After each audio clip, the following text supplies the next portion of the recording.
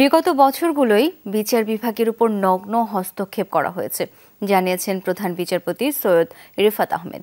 সকালে ছিল অধস্তন আদালতের বিচারকদের উদ্দেশ্যে বিচার বিভাগের রোডম্যাপ তুলে ধরার সভা। সেখানে তিনি আরও জানান, বিচার বিভাগের স্বাধীনতার জন্য পৃথক সচিবালয় করা হবে। সুপ্রিম কোর্টের মূল ভবনের ইনার গার্ডেনে এই সভা হয়। তাতে সারা দেশে 2000 বিচারক উপস্থিত ছিলেন। আলাদা সচিবালয় গঠনের প্রস্তাব শিগগিরই আইন মন্ত্রণালয়ে পাঠানো হবে উল্লেখ করেন প্রধান বিচারপতি। এছাড়া সুপ্রিম কোর্টে বিচারক নিয়োগের নীতিমালা করার কথাও জানান তিনি।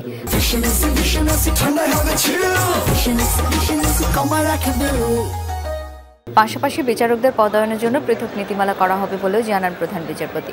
বিচার বিভাগের জন্য স্বতন্ত্র বাজেট দেওয়ার কথাও তুলে ধরেন।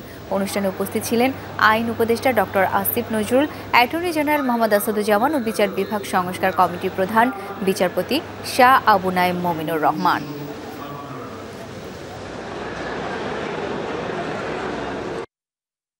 বিগত বছরগুলোতে বিচার বিভাগের উপর নগ্ন হস্তক্ষেপ করা হয়েছে।